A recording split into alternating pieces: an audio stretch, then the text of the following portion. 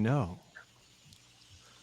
We're live, Geoff. We're live. And we're live. This is live television on the internet, everybody. Welcome to This Week in Mormons General Conference Recap Edition for our April 2021 General Conference. What a delightful weekend. Normally we'd have this to you a little bit earlier, but because of Easter, we thought better for all involved that, we weren't just like ditching our families and whatever else to produce this podcast. So here we are on Monday night, instead ditching family home evening. And we're all excited to be here and talk about the conference weekend with all of you. So I'm stoked. I had a great weekend and I can't wait to hear what all of our panelists thought of it as well. I will introduce them now.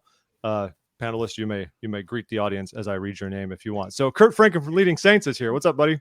Hey, I'm just glad to be here, Geoff. And you keep asking me back, but here I am. I know it's a weird relationship we have. It is. I can't quit you, Kurt. I can't quit you. I love you, Geoff. I'm glad we can do this. I love you too. I always think of the Yogurt Land where we met up in Salt Lake City and my son ran behind the counter and I had to go chase him. It's our place, Geoff. It's our place. That's our place. Special place.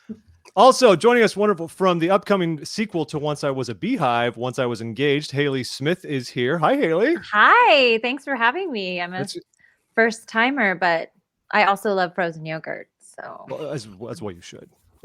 So yeah. It's great to have you here. You can also see Hailey on Show-Offs, the improv comedy show on BYU TV, which is, I think, all the back episodes and the currently recorded ones are there, and that's a good time. Mm-hmm. Also, as teased last week, Sariah Wilson, how you doing?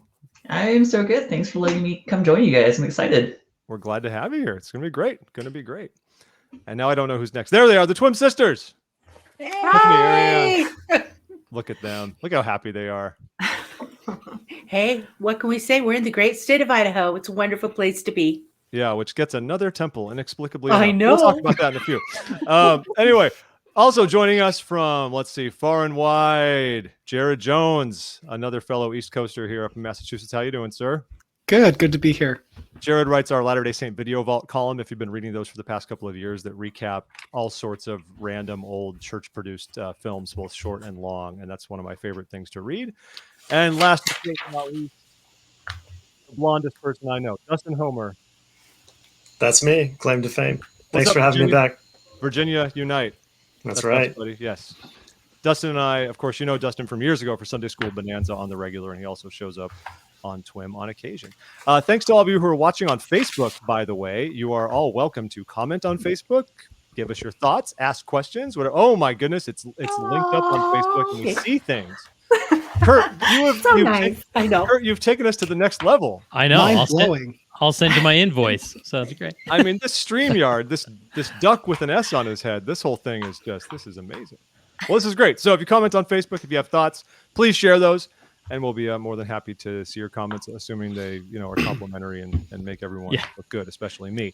So it was a great weekend. What did everybody think? I mean, it's kind of fun to have a day to sort of come down from all of it and think about everything. But real quick, getting it out there. What were your big takeaways? Go.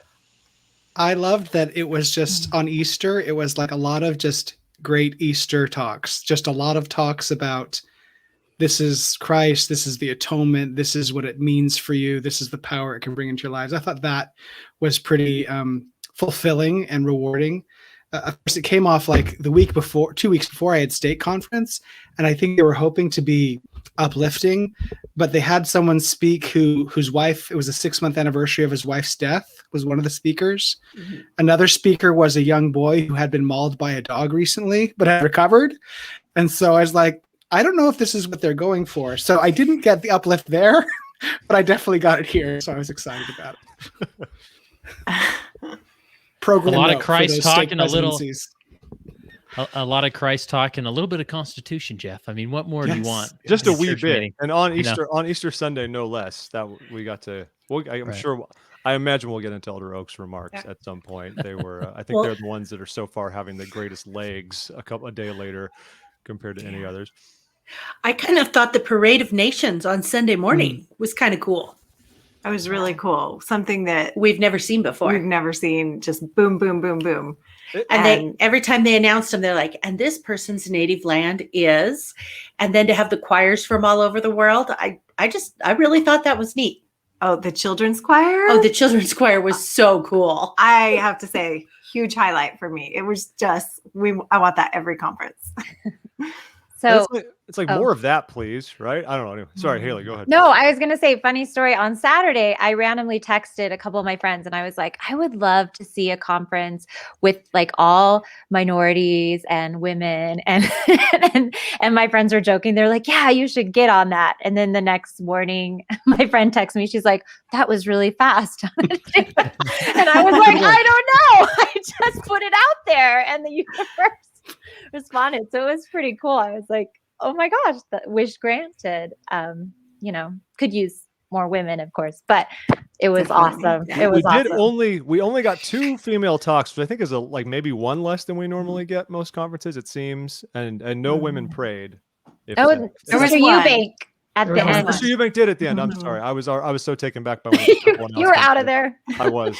No, but we had the same discussion last night at Easter dinner. We thought, it was so awesome to see all of the different nations and to hear them acknowledge, like, we want, to have all these people talk. And then I had told Tiffany, I don't want to sound like ungrateful, but I would really love if we could also just have a few more women represented, and they really hit home on the point a couple times that over 50% of the church lives outside of the United States, which is why they were including, trying to be more inclusive, and which is so true. And now we need to also think, well, over 50% of the church is also female. So maybe just a couple more, just a little bit. And I don't want to sound like greedy, but I felt the same way. I always feel that way. For that. I think half the church is female. We should have a lot more speakers, a lot more people praying. I thought it was beautiful. And I think because of my industry and what I do, we talk a lot about representation and how important it is to see yourself on screen, and that, you get your stories and you kind of learn who you are by what you are seeing or reading. And so I think, what is it like for a kid sitting in Hong Kong to see a Native person get up and speak in general conference? What's it like for a kid from Africa who gets to see someone get up who looks like him and is from his, same place? And I don't think we understand that because we're all white people here, right? So we don't have that issue. But sorry about that, everybody. I failed. Yeah. I'm just finding all of it. But I think it's important, and I don't think most people realize how important it is and what it means to other people to be able to see that and experience it. Yeah, it was really cool. I thought one of the other interesting metrics they threw out there with all these over 50% we're talking about, this must have happened in the past 6 months, because 2 different talks, I think only 2, mentioned that over 50% of the church is either never married, widowed, or divorced. Yeah. Right. Yeah. So basically over 50% of the church does not have a spouse. And they've never mentioned that before. So that's why I have to wonder if just something shifted over the past little bit. And that's obviously something they care about as well. Because I think we so often, President Ballard hinted at the single members a little bit, but I think we think of the single members of the church as a minority that's somewhere more like, 20% of the church is single of the adult population or something like that. I think our minds are in that space, and then we don't realize, no, it is something much, much larger than that. And I know our wards are different. I think my personal ward is probably only 10 to 15% single, but I think globally that's something we've got to consider a lot more in terms of the programming and what we put forth.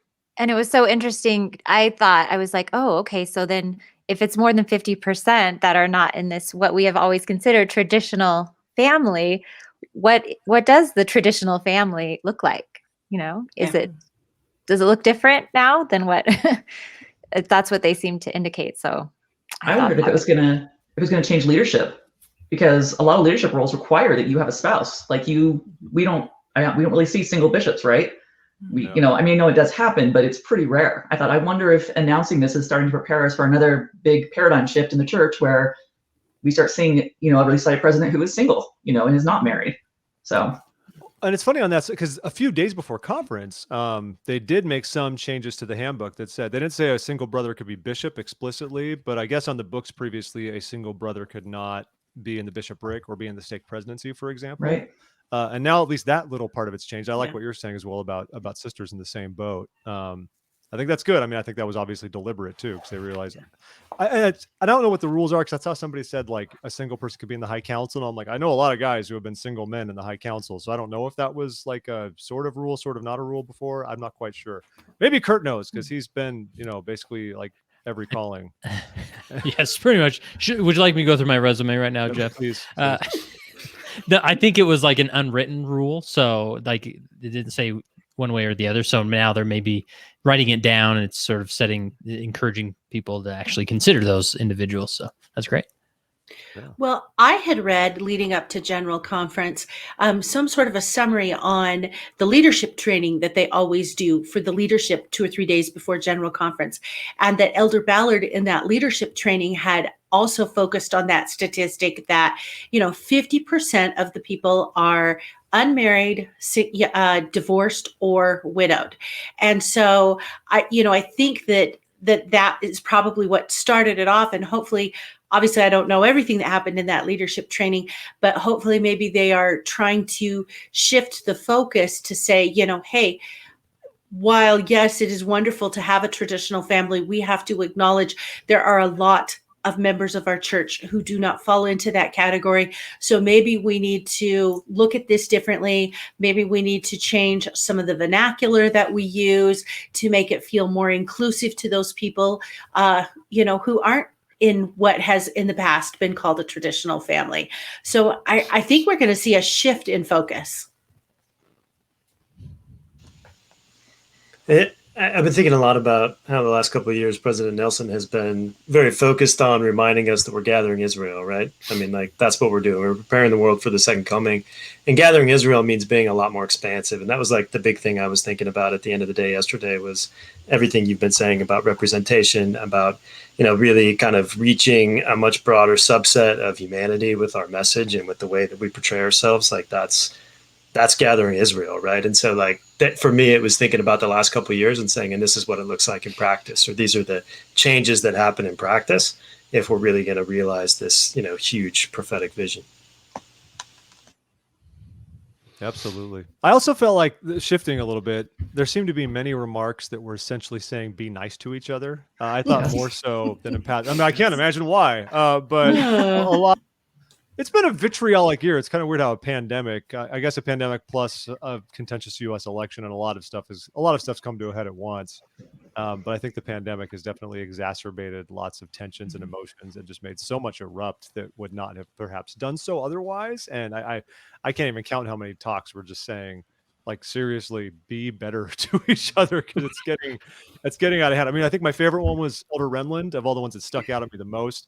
I mean, there was that I'm going to paraphrase a bit, but we just said like, don't cast stones, and also like catch the stones other people throw. Yeah, what a great metaphor. I love that so much. I think that's so powerful and useful, and is a good reminder to us because I think I might try to remember not to cast stones, which can be difficult. I enjoy what I will call a spirited debate, but spirited debates can devolve into something less positive, I think. But not even to cast the stones in the first place, but also to literally get in there and be a peacemaker and try to stop the other ones, try to stop other people from lobbing stuff at one another. I think that's really, really good advice. Yeah, I love. Oh, sorry. Go ahead. Oh, I was just going to say, I kind of hope a phrase or a saying that picks up is, a question that we can say, are you casting stones or are you catching stones? Mm-hmm. To make people stop and think. Yeah, I loved it. That part was probably my favorite takeaway. And he said, not throwing stones is the first step in treating others with compassion. The second step is to try to catch stones thrown by others. And I felt like he was giving us like this higher law, like, okay, be kind to people, but then also protect each other, look out for each other. And that just rocked my world. I was like, yes, that is what we're here to do. We're not just supposed to, refrain from saying mean things, but be a champion of kindness and help those who don't have the same, opportunities that you do, or that can benefit from your help and the things you have. His whole talk was really interesting, wasn't it? Because that was one part we focused on, but his whole talk was mostly on unfairness, which I thought was a great thing to get into this year in general. I mean, the very fact that the pandemic disproportionately affects people who are already susceptible to other disadvantages, like that's just not fair. Like plenty of things are unfair no matter what we do. And I think it can be really hard to stomach that and deal with it, especially when we have, like, hopefully we have testimonies. And I think we have a good understanding in the church that, it's not like, why does God let this happen? That's a natural feeling to have for a lot of people. And I think we have a lot of doctrine that explains that, but it doesn't make it any less tender I guess, when it does happen to us. He spoke about John's choices creating inequality, not parental's actions. I love Elder Renland. He's got a very, very calm delivery. And so I think not everyone kind of grasps on to what he's saying sometimes immediately.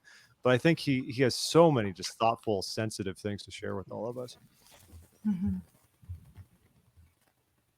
And, like in that vein, a lot of like very obvious post-pandemic, like thoughtful discussions about big issues that have been coming up, right? Like abuse was mentioned in at least 3 talks, right? Like notably by Elder Holland, but like a couple of other times, like more than I've heard it mentioned in a long time. It's obviously been a major issue during lockdowns in the last year. That was like one that kind of stuck out to me. Obviously we spoke about unfairness and also a lot of talks about death, right? Like a lot of people really grappling with and engaging in some like really powerful stories, about what happens when people die and how we deal about it and how we think about the resurrection. But I think I heard death talked about more in this conference than I've probably ever heard in my life. Right. And I mean, it makes sense. Right. But it's a real like broad prophetic response to like the really harsh things that the whole world has been dealing with. Mm-hmm. Absolutely. Well, what other big announcements do we have over the weekend? So 20 temples, Geoff, 20 temples. Talk That about was blowing amazing. the mind. I mean, when we work on, like, a lot of you listening know we do our temple predictions. We record a podcast talking about our temple predictions. We publish all of them.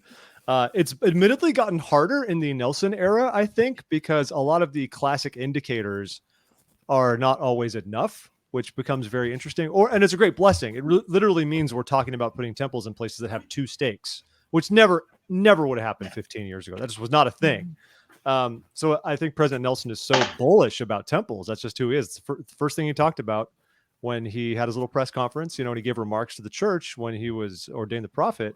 He focused on temple work, and that's clearly something very dear to him, and that's been confirmed by the Lord for them to go forward with. And I just think getting 20, of course, nobody would have guessed. I would have been usually 6 to 10, that kind of thing. Yeah. And I read that this is the second highest number. I just heard an echo of myself. Where is this? Sorry. It's Arianne. Sorry. Oh, don't load Facebook on your phone, Arianne. I know that's what you did. I know it. You got to mute it. So, all right, they're gone. That's it. She thought it was on mute. You know what? My whole phone is not on mute. I'm gonna fix that right now. Okay. First thing you do is silence your phone at church or when you do a podcast. It's fair.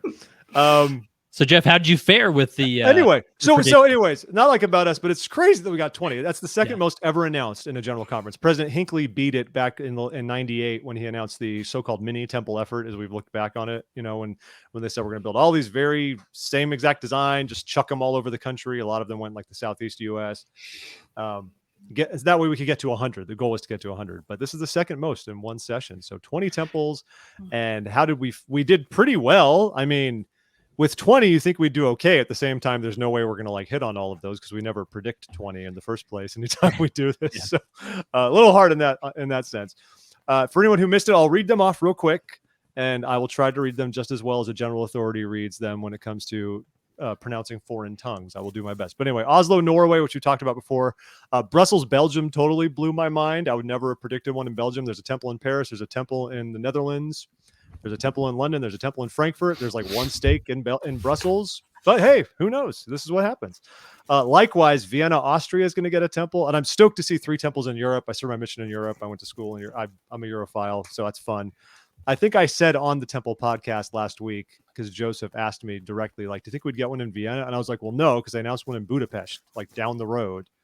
What do I know? Nothing. I'm not a prophet. So, Kumasi, Ghana is one we talked about. That was one we predicted this time. Beira, Mozambique did not come across our radar. Beira is kind of in the midpoint of Mozambique. It's a popular shipping destination in terms of worldwide transit. You might have seen a little bit of that in the news of late because of a certain canal. Cape Town, South Africa, I'm shocked actually came to pass because I actually called that my sort of just totally out there, I'm going for it prediction, and go figure. Singapore, we've talked about. That's great for them. Belo Horizonte, Brazil, we talked about as well. Cali, Colombia, never came across my radar. That'll be Colombia's 3rd temple. There's a temple in Bogota and a temple in Maracaibo. Not Maracaibo. Maracaibo's in the other country, Venezuela. Barranquilla, that's what I'm thinking of. Where are we here? Querétaro, Mexico. This was the one I had to wait for the church's press release to know what President Nelson actually said. Because I was like, what was that word? What was, I was like, Ferrado, Mexico. Anyway, Federale. So that's cool. That's going to be in Mexico. I actually have a map here. I can, if I screen share, maybe I can show everybody. That town is sort of close to Mexico City. Another one's going in Torreon, Mexico, which is farther up north, kind of closer to Monterrey and Durango. And where else are we? Helena, Montana. Awesome for Montana. Good for them. They need one in the western Montana. Casper, Wyoming, I saw floated around, but we didn't call it. Grand Junction, Colorado. Great for the Coloradans and the least Coloradan part of Colorado. Maybe Hailey can call me on that, but that's how I feel about it. Farmington, New Mexico. I have seen in some circles as well. That's awesome for them. Burley, Idaho, which is not one I would have picked. I don't know how my Idahoans are feeling about that one, because Burley's not a particularly substantial. Isn't this like putting a temple in Blackfoot? I mean, It's where you stop for gas on the way to Provo. Burley has two purposes. One, to get gas. Second, to eat a burger. And you really never travel more than a mile off the interstate. Yeah. And the wind always blows in Burley. And Burley's only like 20 miles from Twin Falls. It is not very far from the Twin Falls Temple. So that's another reason why I was shocked. We were shocked. We were shocked. It's pretty fast. And I'm assuming a lot of these will wind up being smaller temples, because Yeah. even these ones that have been going in for areas with 2 stakes have been much smaller buildings than, like, some of the massive ones we're seeing in Utah, for example. Eugene, Oregon. That's cool. I think that'll be Oregon's third. Elko, Nevada. Good for Elko. I'm assuming that's a play to the poor remote people of Elko, Nevada, who there's nothing else there. So they need a temple. Then Smithfield, Utah, we predicted, of course. That's Cache Valley. Cache Valley is kind of overdue for another one. And then the one that, of course, had me jump up and say, what? Yorba Linda, California, my homeland. So that was kind of hilarious to me. When I grew up in the city next door, Placentia, Yorba Linda was in my state growing up, and Yorba Linda is basically my backyard, and that's where I've spent much of my life prancing around. So I was just like, are you kidding me? That's hilarious to me and awesome. And I'm sure, as you can imagine, I spent much of the afternoon texting and messaging various groups of people back home who were just like, are you serious? The funniest thing, I'm sorry to talk for so long about this, but about the Yorba Linda Temple, it's awesome, great blessing. It's not particularly far from Newport Beach, where there's a temple. Right. Like boohoo, you get on the freeway for 25 minutes and you're in Newport Beach. It's not the end of the world, really. But if you look at a map compared to where like the Los Angeles Temple is, the Redlands Temple out by San Bernardino, Yorba Linda is kind of the midpoint there. So, okay. But the hilarious thing is, that's not actually hilarious, but tragic. They disorganized my home stake like 3 months ago because members are leaving the area and not being replenished through other means. And so they're down a stake in the region, and they consolidated a bunch of wards. And so it's kind of funny to actually be putting a temple in an area that's pretty much just losing members on paper. But obviously this could be a rallying cry. This could get people excited again, and that's awesome. And hopefully it turns things around. And the church does own land there already. And I don't know if that factored into the decision or not, if they were looking in the general area and they said like, well, we actually have 2 plots of land ready to go in that city. So if we could, and Yorba Linda is also, just to be clear, usually ranked as one of the top 5 places, like best places to live in the country on those kinds of lists on CNN and what have you. It's a lot of money and horses. It's that kind of jam. And so obviously the temple is going to go there and not in my hometown, Placentia, which is mostly famous for gang warfare. So Yorba Linda has got it going on. But I'm super stoked. It's going to be so cool, man. I know, Kurt, you were leaning at that, but that's just like, I couldn't believe here in Yorba Linda. We're mostly famous for the birthplace of Richard Nixon and the Nixon Library, where we'd have homecoming dances and things like that. It's really fun to dance with your sweetheart and see Richard Nixon's grave out the window right next to you. Who doesn't love that? Anyway, so cool temple announcements. I think this is just great all around the world, and many of them in the U.S. You know, we've been doing a lot internationally, but in this case, I believe how many were in the U.S.? 10 of them in the U.S., 9 of them in the U.S., I think. And all of them in the west of the Rockies, more or less, which is pretty interesting too. Not a single one in the Eastern United States. Geoff, one thought I had, Geoff, is, it's interesting to see kind of your thought process as you do that temple prediction episode. And just obviously makes sense to sort of see how stakes are laid out. And obviously that would lead you to guess certain areas over others. But I also wonder, like, sort of the strategic approach. And obviously there's much revelation involved in this as well, which goes without saying. But I often wonder, like, putting temples certain places, if maybe they have streamlined this process, maybe temples aren't as expensive as they were, or how much of that investment gives back when, as far as engagement of members, right? Maybe it's not there's not a ton of stakes in an area, but by putting one there, it maybe somehow engages the membership in that area in a different way, and which blesses the overall church and the building and gathering of Israel and so forth. So just it's interesting to think about maybe various reasons why they pick certain places or look more closely at certain places. Or it could just be like you said, well, we already own this land and there's not really, doesn't make sense to use it for anything else. Then let's put a temple on it. Yeah. And I don't know what happened. Like for the Nauvoo temple, for example, this didn't just like when the Nauvoo temple was announced back in whatever that was, 2001, 2002. It wasn't just like the church said, let's do it. It was actually that wealthy benefactors approached the church and said, we'd like to help bankroll a temple in Nauvoo. Yeah. But then the fundraising comes after that when everyone got really excited about it. I don't know if anything similar happened in Yorba Linda or in any of these other temples for that matter. But yeah, temples can be a great way to stimulate excitement and all those sorts of things. And I think it's tough, Southern California, expensive place to live. It's hard for people to settle there and get their feet. I think it's terrific. I'm glad all these places are getting temples. It's going to make it really hard to predict temples 6 months from now, because for all I know, President Nelson's just going to be like, all right, so Taylorsville's got one, right? West Valley City gets one too. That's right. Also, let's build a third temple in South Jordan. And then they say, whoa, President Nelson, what about Harriman? He says, no, not Harriman. Bluffdale. It has to be Bluffdale. I mean, anything could happen. Who knows? It's crazy. Maybe it'll just be like Oprah. You get a temple, and you get a temple, and you get a temple. He'll sit in the conference center and say, everybody, just please look under your seat, and we will reveal who gets a temple. Where the temples are coming. So anyways, I geek out about this stuff, and obviously I'm super psyched about Yorba Linda. So thanks for indulging me on that, because we're all abuzz about that sort of thing. Any temples that excited any of you before we move on from the subject? I lived in Eugene for about a year, and it's a nice place. And also my in-laws live in Corvallis, which is about 45 minutes from there. And they actually, before the pandemic, they commuted 2 hours every Saturday to work in the Portland temple. And so I hope that eventually they'll be able, maybe if they still want to work in the temple, once things that they can work a little closer to home. They're getting older, and the idea of them driving 2 hours on a Saturday night because they work the evening shift, it doesn't appeal to my wife or to me for them. So I think that's exciting for them. Eugene's a lovely, lovely place. So that's good. I have family that live in Fountain Valley. My brother-in-law lives there, and they also were like, what? Yorba Linda? Like, that's so... They don't have to. They'll probably stay in Newport Beach. Yeah, I'm sure they will. But they were excited about it too, even though they were a little puzzled too. But I think it's puzzled. It's so interesting because you think, well, are they preparing just for the future? They just want to have temples, or like, well, if a pandemic happens again and people can't travel, but we can still keep temples open, we just want them to be closer to the people so they don't have to travel to go to a temple. I have lots of reasons, like Kurt said, that we don't really know, but it's definitely exciting.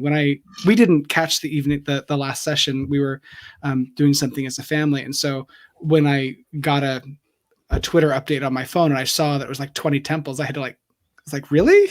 It was very exciting to read all of those names. So it was great. Yeah, that's one of the, there's probably just a handful of mic drop moments at the end of conferences, or sometime, even the President Hinckley announcing the smaller temples and those things where it's just like, whoa, it just, if he would have said 8, 9 temples, we'd have been like, oh, cool, here we go. But this was like 20 temples was remarkable. Well, it's nice to watch it and not have people screaming in the audience. That was kind of refreshing to have. Which I get, but I personally... Or opposers in the audience either. Yeah, what I was excited about was the announcements. I'm always excited for announcements in Central and South America. And I thought, fascinating. Geoff knows how I feel about where the Book of Mormon took place. Fascinating that Elder Gong kind of got up and talked about the people in Latin America and said Lehi's descendants. Not the people in Ohio, but the people down in Central and South America. So I found that fascinating that he did that. So that was a happy moment for me. You should write him a letter and see. I am going to write him a letter. I'm going to say, thank you for saying that. I should write an article. Let's go after Great Lakes people, Sariah. Let's do this. We have. Well, I don't care about Great Lakes. Great Lakes it's the Heartlanders we have to go after. They're the crazy ones. So. I know, but Great Lakes is my favorite. Okay, fine. Great Lakes is fun. They're very cute. But yeah, the Heartlanders are the ones who are leading people on a slippery slope out of the church. So, sorry, I'm not going to take over with that. I think. We could watch. We could talk about conference, or Sariah could just tell us all about. No, let's not. Let's talk about conference. Let's talk about so much conference. I want an after show now. I'm in for that. Definitely want to hear about that. This will be the Patreon exclusive. That's what we'll do. Fun. I'm from East LA County, Claremont. So I texted my dad. Yeah, well, high school. So Yeah. I texted my dad. I'm like, that has to be closer to you than LA. I mean, everything is closer than LA. So, And that's kind of the part I was thinking of, like not Yeah. just the immediate stakes right there in Orange County is one thing, but I think the people in like, Claremont, Chino, Yeah. Pomona, that neck of the woods, you're stuck you're just stuck right there. So why not be in your Belinda? That's at least a little bit better. he said, I hope we're in that district because it'll be 20 minutes versus 2 hours to get out there. So that would be great. Before they built Newport Beach, getting to the LA Temple would be so stressful that our stake started chartering buses for Temple night because people would they'd be like, "Oh, let's go to the Temple." And then you sit on the freeways forever, and by the time you get there, you're like, "Frickin' LA, man!" And you're just in this terrible place.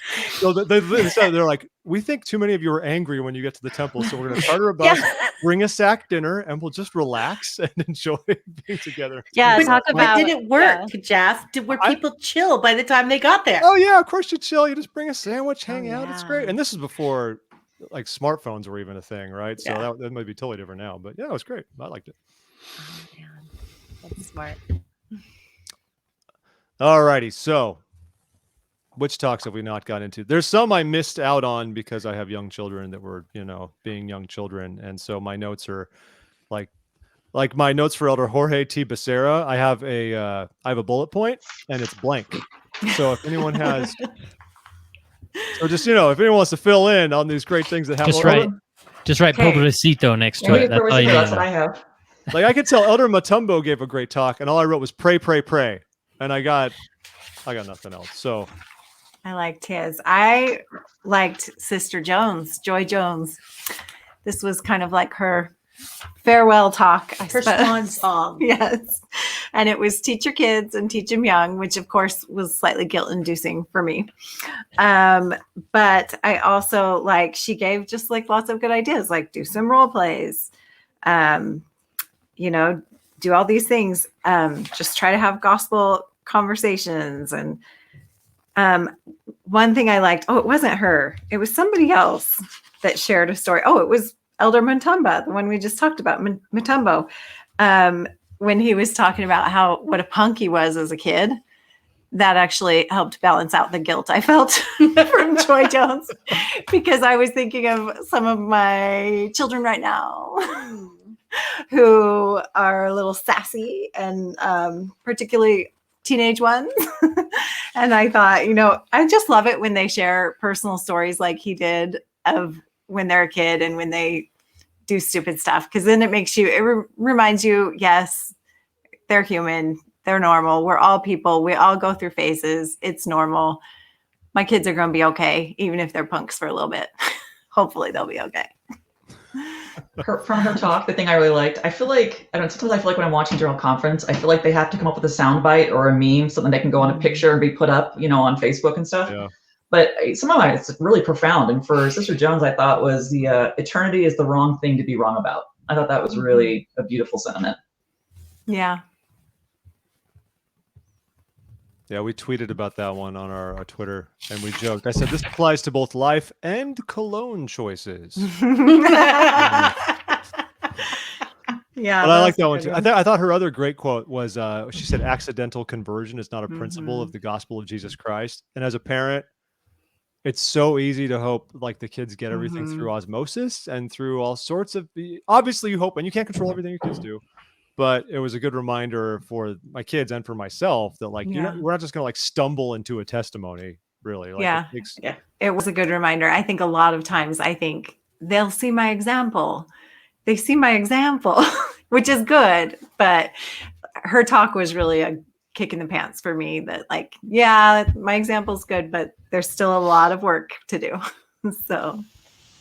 Yeah, absolutely. Well, to your point, like you were saying before, her point about teach your kids young, but then she was really stark about it, where it's you've got this period where the adversary can't influence them, so take advantage of it. And I'd never heard anybody say it exactly that way. I thought that was definitely sort of lit a fire for me, where it's hey, you've got a time window, and then there's gets real tough after that. So.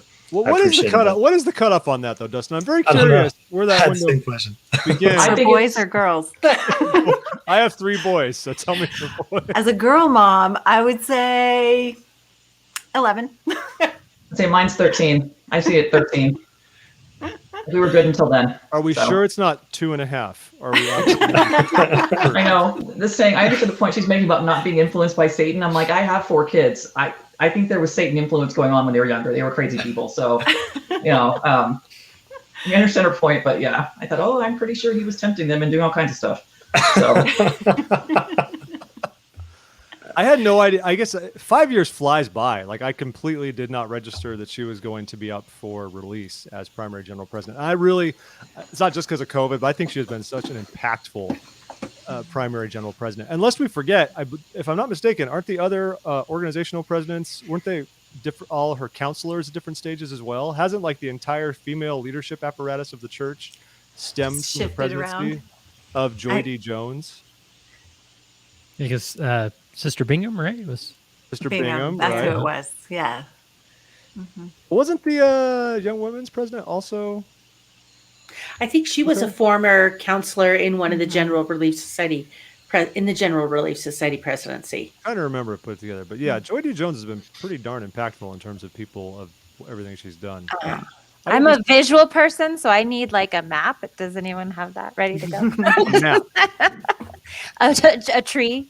I was gonna say, do you know who Joy D. Jones is? We can start with that. Yeah. No, I just want to know where they've all been and going. I'm trying to remember. I don't know if the church maintains like the former list or anything like that. And Wikipedia is a little bit iffy on that front. Let me see here. G&B, Bingham, Rosemary. I don't know. If anyone listening wants to find that for us, please, by all means, make it a thing. Sounds like a job for TWiM, Geoff. Well, it does, but unless you guys want to talk for the next 10 minutes while I sort this all out. So I think we put that out there to our Facebook listeners saying, hey, Google this and leave a comment while we talk about other things. Right. Yeah, we can't Google. We don't have that ability. What, they think we're using computers? What is this? It's crazy. All righty. What else do we have, folks? Let's see here. We talked a bit about Elder Gong. Correct. I think It's a great talk. It was a great talk. I love Elder Gong. We need lots. Elder Gong is awesome. I need more Elder Gong in general. If you know who J. Kirk Richard is, I actually went to high school with him. He's a painter, and he has a new painting that he's done. If you go to his Instagram feed, you can see it. And he's created like a congregation. And what he did is he painted different people in the congregation that represent people that he's known throughout his life. And so he's done different things to indicate how they're different. So he painted like a member of the bishopric in a rainbow jacket to indicate he's gay. They painted trans families in the congregation. They painted people with disabilities in the congregation. So he basically created this painting that all can be within the gospel of Jesus Christ and should be. And I thought of that painting when I heard Elder Gong's talk, and I really loved the analogy of like the Samaritan's Inn as what the church should be, as what the gospel should be. And I just really, it was a very powerful image to me. I think one that I hadn't heard used in that way before. Absolutely.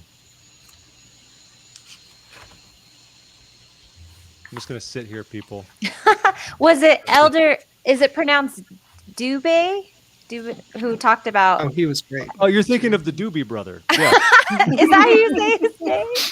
Dubé, yeah, that's how they said it, yeah. Dubé. Well, I laughed when he was talking about Elder Holland grabbing his face in his hands, and then he saw him do it to Elder Oaks, I think, or President Oaks. And actually, I laughed because when I was in high school, Elder Holland came to my stake. It was right before he became an apostle, and he was coming out the door, and I like ran into him, kind of trying to go in the side door, and he grabbed my face in his hands. So I was like, "Yep, that's his signature. I can attest. That's his thing." So, well, let's talk about Elder Holland's talk. What did we think about Elder Holland's talk? I admittedly did not get great notes from Elder Holland's talk, and so I'm struggling to come back to a lot of it. And I don't know if I don't know. This one did not jump out at me as much as most Holland talks tend to, I would say. I mean, he's a meme practically when Elder Holland's speaking, and everyone's like, "Shh, get ready, everybody." But I actually don't have a lot I can pull from this. Did anybody else get any good takeaways from Elder Holland this time? Everyone's like staring down at their notes like they're taking a This test. was one of the he referenced abuse, I think, near the end of his of this talk. So yeah, and he had pretty strong words about it. And I wrote down, he wrote, everyone has the right to feel loved, peaceful, and safe at their home. And he quoted some strong words from President Hinckley, and Mhm. it was good. Not what we usually hear from him. Yeah. But it was good. And he said, peace may be taken from the world, but it doesn't have to be taken from us. So that was, something that was helpful as well. Oh, nice. I hope he's doing well. I don't know if anyone noticed, but they never showed him walk to the pulpit and back. And he's been using it in a couple of random public appearances, which there's been few of over the past year. Of course, he's actually been seen with a walker. And I know the church. Remember last year they said he was released Health from some kind of concerns, yeah. sickness, and they said very clearly it's not COVID. But that's all we know. So I mean, he seemed obviously totally fine, like as far as his faculties. So I hope he's not enduring something too much. But I'm guessing he's having a hard time getting around right now for some reason. Well, I thought that was really interesting because I had seen him, especially in that Roots Tech video where he was walking with a walker. And I thought, how are they going to do this? Is he going to walk up there? And then when they said, oh, we're going to have a choir number, I was like, oh, they can get him up there during the choir number. And then we're going to have a video message after that. I was like, oh, they can get him down during the video message. So we didn't have to see him with the walker. And, I don't know if it's, if he's feeling bad about having a walker. I love Elder Holland so dearly that to know that his health is not well, I'm like, I don't want to see him in ill health. I need him around for another 20 more years.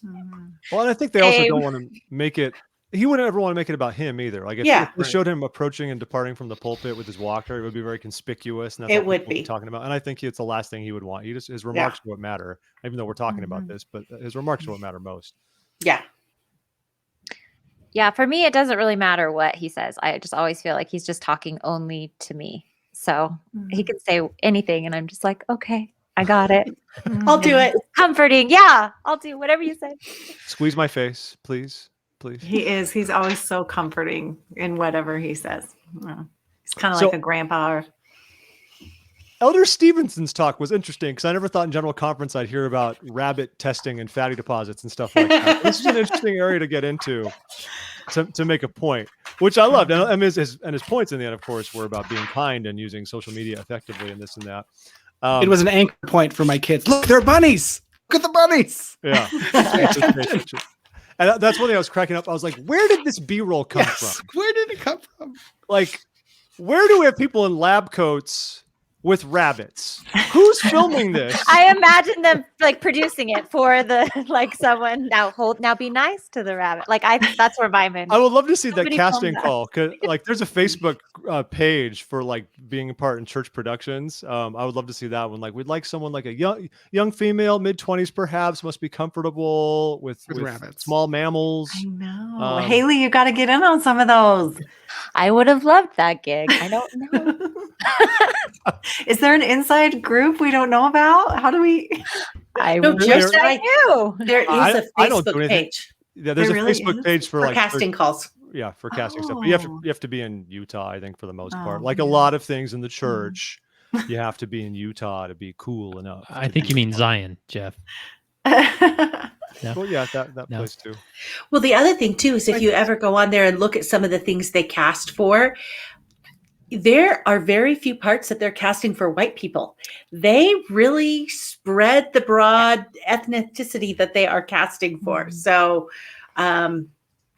That's good. And that's reflective in the productions that we see. Yes, Yeah. it's I think good. what I liked about Elder Stevenson's talk, he recycled some things that I think we should probably hear every conference. Like he quoted Elder Uchtdorf saying "Stop it," which I think we need to hear a lot. He quoted, I think that's what he was quoting. Was he quoting President Hinckley when he was talking about the families that wouldn't let their kids play with not members of the church? I don't know if that was him saying it or if he was quoting President Hinckley, but regardless, it's been said in conference before and needs to be said again. So I think I appreciated that. He talked about bullying and reminding families to, be loving and tolerant and benevolent. So I think lots of great things that just we should hear regularly throughout the church because we still have problems with it, obviously. Yeah. And he also spoke about, prejudice, like his quote, he said, prejudice, racial tension, or violence should never have any place in our neighborhoods, communities, or within the church. And I'm glad they're still up on this. Like this hasn't gone away even in the years since all the George Floyd things hit. And they're still talking about this and reminding us. And it's sad that even in our own ranks as Latter-day Saints, like this is an issue. It's not just like what we see in our communities, and we're supposed to be the noble Latter-day Saints, making it better for everybody else. Like it's among us, and we have to kind of get our own houses in order too. Yeah, I love too. He broke it down. He specifically spoke to primary kids, and then he specifically spoke to young men and young women, and then he specifically spoke to the adults. And for me, it made it really like, okay, this is personal. He wants every person at every age to get this message and take responsibility for their part in showing kindness and making it better. So, Absolutely. Anyone have any thoughts on President Eyring's talk later in the Saturday morning session? I guess we've bounced around a little bit. It's fine. But he spoke about the temple, especially that first time he went there with his brother. I was with his brother and his dad. And I love this for President Eyring so much. I've always loved President Eyring. I think he makes things he takes everything down to such a relatable, really base level in terms of emotions and in terms of experiences. Like they're always humble experiences. Like he went to the temple, he felt he'd been there before, and he heard a voice say, "No, you have not been here before.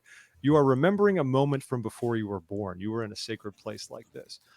I just love stuff like that. And seeing President Eyring, for one, he's looking a little more frail every time we do this. It makes me sad too. Just I think his counsel has been some of the most, for me personally, just potent and valuable through my times in adulthood. And I miss the temple, like obviously because of COVID, most of us haven't been much lately, and our temple in DC has been closed for 3 years anyway for renovations. And so it's a good reminder, even though it's hard to get to the temple right now, that we should still be worthy of it. I feel like a lot of the messages you're asking, what was general thoughts you had about conference? Yeah.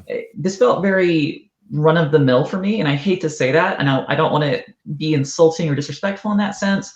But I went to BYU, and I had Brother Reed Benson. I don't know if I've shared this story before, but he was President Benson's son. And one of the things he said to me in class that I've never forgotten is he said his father would regularly lament the things that he said they cannot even keep the basics. They cannot even do the simplest things that the Lord asks them. So we have to spend every conference reminding them of the bare minimum that they have to be doing, but that there's so much light and knowledge that the Lord wanted to give us and could not, because we could not even do this. Well, that's nice. So I guess every time I hear conference, I'm kind of like, oh, okay, we're not doing what we're supposed to do. We have to talk about racism. We have to talk about loving each other. We have to talk about going to church and going to the temple. And that's kind of what I feel like it's just let me know where we're at as a people, that we have to come back to all this real basic stuff, that we have to bring it up because we're not doing it. We need to do better. Yeah. You have to wonder how much church leaders sometimes also feel similar to parents, because how many of us just repeat the same stuff to your kids over and over again and hope that they get it together. And I'm sure they feel similar to that all the same. Just like, man, I wish the members of the church would just lock up on this and just get it done. And so we don't have to harp on it forever, but we are humans. We are frail. Well, if we want to talk about something that's less run of the mill, perhaps, Sariah, why don't we talk about Elder Neil L. Anderson, who decided to make everyone get excited about it's interesting, right? Because he spoke about abortion, and we view abortion as a thorny subject sometimes, right? I don't know that we necessarily have to in that sense, but I think it's funny. We're so sensitive about it, even though mostly our standards at the church level is as far as how we feel about abortion, when it is okay, the rare times that it is through prayer and counsel and things like that. So I think his remarks shouldn't come as a surprise, but obviously it's a much bigger discussion than his one talk. And so I'm going to back off here. I would love to know what all of you thought about Elder Anderson's remarks on this subject and what takeaways you might have had. No one wants to see anything on the record. I feel the women should weigh in before I weigh No, in. let's let the men talk about it. Hey, that was one of the criticisms on the internet. I mean, kudos to Elder Anderson for exploding the internet on Saturday, and then President Oaks followed up on Sunday. But yeah, that was one of the criticisms that I saw in some of the comments on the internet is, you're a man, why are you talking about this? You don't have any business talking about this. And I'm like, well, yeah, he kind of does, but neither here nor there. Well, if they didn't talk about it, they would have said she doesn't have any authority to speak on the subject. So exactly. I appreciated how he said, children are a gift and we should celebrate children. And I love that. I love that message. I think you read you read his talk and then you read Elder Oak's talk, like with it. That would be a good partnership. Because I think what I don't like to see happen is when someone will hear a talk like that and they don't, do their research maybe, and then all of a sudden it just gives them a reason to vote for someone and like, oh, it's because of this talk. And maybe they haven't completely, just done all the research. That's all I'm going to say about that. But whereas Elder Oaks was like, yeah, do your homework, like know how you feel, and not everyone has to vote the same or think the same. That's okay. Yeah. Well, and not only did he, go down the thorny path that can be sometimes filled with landmines of abortion. And I don't say that meaning that, I could completely agree with the church's position. But then he stepped into it and talked about family planning and said, hey, our birth numbers are going down. So we want you to seriously consider in prayer with your spouse bringing children to the earth. And that can also be a really sticky wicket for a whole bunch of different reasons, because, you can have women that for whatever reason, maybe they only have a couple of children and they get judged by women who have more children as well. You're not as faithful. You didn't have as many children. And there could be a lot of reasons why they only have a couple of kids. Or you get women who feel like they need to keep having kids, and maybe emotionally and mentally, they're not equipped to deal with that, but they feel like, well, this is what I'm supposed to do. So there's just so many landmines when you start talking about family planning issues. Yeah, I totally agree with you. Yeah. I mean, my mom, growing up, I'm one of 9. My mom came from a large family. They taught in General Conference, you are to have children soon and often, and as many as you can. And she always tells me a story. I think it might have been President David L. McKay, where his daughter just kept having children, having all these medical issues and getting hospitalized. Then he walks in like number 9 and she goes, is it enough? Have I had enough? Like, if I finally prove my worthiness as a woman and I can finally stop.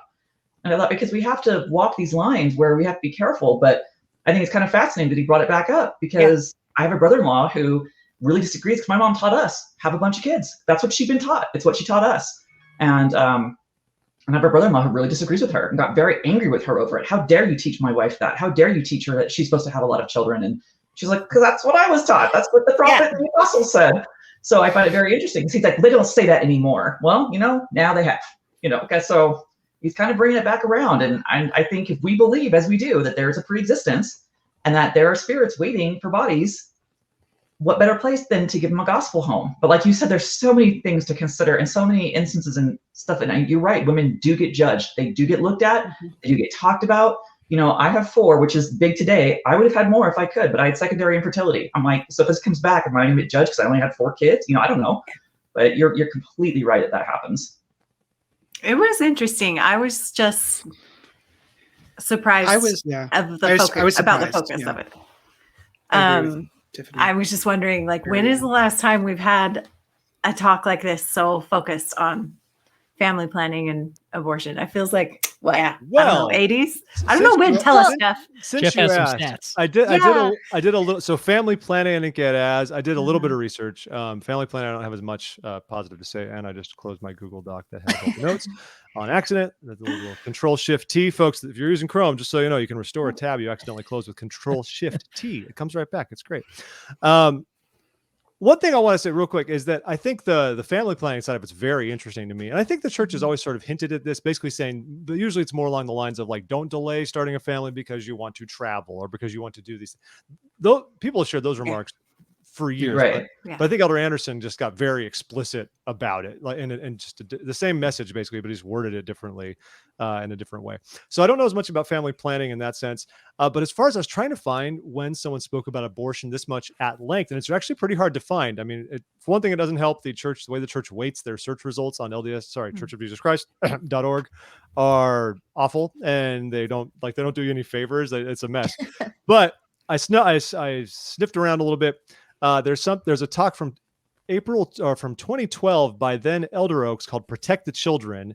That one is it's much broader about protecting children, but he does have at least a whole paragraph where he says the word abortion. He says the word abortion 5 times in his talk, which is like the most anyone said it until this past weekend, as far as the words. And he just said nothing we don't know. He says the one cause of the diminishing birth rate is the practice of abortion. Worldwide, there's an estimated more than 40 million abortions per year. Many laws permit or even promote abortion. And to us, this is a great evil. But that's pretty much how he spent his time on that talk. Before that, you are getting into the 80s. I mean, President Elder Nelson, when he'd only been an apostle for about a year in 1985, did give an entire talk called Reverence for Life that goes, the whole thing is about that single topic for the most part. But you're right, you don't see it as much in this day and age. Not this much time dedicated to that one specific issue. So it makes you wonder about the timing, because are there a lot of abortions happening in the church, or is it, I don't know. Well, is technology changing so that things don't feel like abortions anymore? I was actually thinking about the time my husband the other day. Is Plan B an abortion? Have you? I don't know. Does that count? We're advancing technologically. I'm like, how do these things change, and how does the church start delineating? I don't know. I find it, and I wonder if that was the reason why. Is because so many things are changing where maybe it doesn't feel like it's an abortion because of this or that, or what you can do here. So I don't know. Yeah. But then coupled with a statistic of over 50% single, or, not unmarried, or there aren't enough men or whatever, righteous men, then it's like, well, what are we supposed to do? How do we have these babies? Or, it's a conundrum. One thought I had with these, obviously these are difficult. Nobody wants to be the apostle that, I'll take abortion this time around. That sounds like they have a wheel they spin. Right. But it's interesting. Geoff, you've talked, various books you've read and authors you've interviewed about Ezra Taft Benson. And he has a history of some interesting conference talks. But one thing I appreciate about him is that at least you knew where he stood, right? Like whether you agree with him or not. And I appreciate talks like this because there's sometimes so much time can go where this issue isn't directly addressed, and so it's easy to make the assumption that maybe the church has softened on this issues that's become more and more complicated. And so maybe it wasn't the perfect talk. Maybe there's a different way to say it. Maybe there's points that people disagree with. But I appreciate, even with the President Oaks Constitution talk, it's like, well, now I have a better idea like where they stand with it, and whether I disagree, it gives me something that I can wrestle with and contemplate and take to God and really ponder over. And so I wish we heard more of these talks, because as a general authority, you typically hear very general messages, which is, fine. But it's always nice to just hear like a good, hard, a direct topic that's addressed. So. And what I think is the one thing that's really important to remember in all of this, it was one topic and it's one part of the much larger conversation. I mean, it's one thing to say, like, we believe abortion is, just broadly speaking, abortion is wrong and we don't like abortion. And we want to avoid having more abortions in our society. That's a perfectly fine thing to say. And that's the bulk of what Elder Anderson was saying. Of course, he wasn't getting into actually how do we deal with this? I mean, one answer, of course, is simply well, if more people had testimonies of the restored gospel of Jesus Christ, that could help. And it would. Sure, it would. But I don't think that is going to go as far as looking at actual policy areas. How do we really address this? Obviously, an apostle is not going to weigh in that area and try to get to that mess. But I think that's something that's where we really need to be thinking about it. I was actually really impressed with people on our Facebook page. We kind of put this question out to them and said, look, so we don't want any angry comments here, right? I know some people have ruffled feathers about all of this. Let's actually discuss, how do we approach this? If we agree we want to reduce abortions, what do we do? Because just saying don't get them isn't enough. What action do we take in our communities, our town halls, our churches, to create environments where it doesn't seem like as much of an option? I guess more or less, I think a lot of the time, especially in the US, we talk about reducing the supply of abortions, but what are we doing to reduce the demand, really? And that's the big thing. And I hope everyone's got different opinions on that. And I hope that's something that we will all consider ourselves, all of you listening as well, within our communities. What can we actually do then that'll help in this regard? I mean, you can look at stats all over the world and show how other developed nations have legal abortion and lower teen pregnancy rates than the United States. And so we can ask, well, why is that? Things like that. But it's worth considering. So I have a lot to say on it, but I don't want to turn this into a giant political podcast in the right at this moment. I think one of the things that he said that I appreciated, that I wished it would have been stronger, was he talked about how we need to find ways to support mothers so that they could have the choice to keep their baby or adopt it. I think that's something I wish. You just hear the word abortion, it's already a strong word. I think the phrase supporting mothers could have been stronger, because I think lots of people hear the phrase, not to get too like pro-life, but really most policies today are pro-birth, not pro-life, because they're not supporting the life of the baby beyond birth. It's just, let's have the baby be born and not aborted. And so I think we need to definitely have more discussions of that. How can we support women so if they can make the choice to keep a baby and put it up for adoption, if that is something that can work for them. But yeah, I really appreciated that phrase was at least in his talk, albeit could have been stronger, I think, but it was good. And on the other side of that, like, what do we do for adoptive parents, for example? Are we making it easier for them? Are we making it more affordable? Adoption's really expensive. That's why I think one of the, I know this was kind of out of our hands, but the fact that LDS Family Services stopped providing adoptions itself a few years ago was a bummer, because it was really one of the most cost-effective economical avenues one could take to adopt a child, because the church subsidized a lot of that. And now that's out the window. So like, what do we do on that front? So it becomes a much easier option for those who are seeking to adopt a child as well. A lot of good nuggets there. Do we survive that talk, Geoff? I mean, that was a pretty good discussion, all things considered. Is everyone still a believing member? Are we okay? I'm raising my hand. If you're not, it's your business. It's not mine. It's not mine. It's whatever. I'm not your bishop. That's great.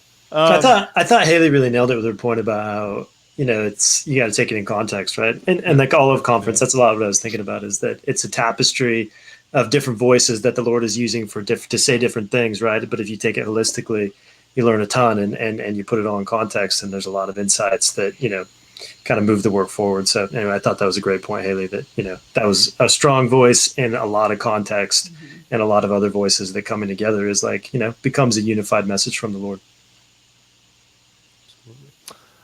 Priesthood session. I mean, I watched it. I don't know if like sisters, if you're interested, if you watch it for funsies or, I mean, I watch the women's sessions because it's great time, but I don't know. Anyways, anybody have anything to say about the priesthood session? I mean, we had Quentin L. Cook spoke a lot about what bishops do. Yeah, that's what I love, Geoff. I feel like we don't get those talks like we did in the 80s and 90s of like, I remember President Hinckley gave a talk specifically about bishopric counselors. Yeah. And it's really just like a great talk for someone to call into the bishopric to look back on and read through. And so I love that talk of just sort of, because the bishops are really, you know, obviously I live in this world with leading saints. And I get that email a lot as far as like bishops being overwhelmed. They don't know what to do. And sort of have an apostle sort of give them permission more forcefully to delegate and to refocus and things. I think is going to be really helpful for the church in general. I feel Elder Cook always gets the handbook talks, though. Like he's always given the explanation talks about policy. Maybe it's because it's his strength, but that's his jam.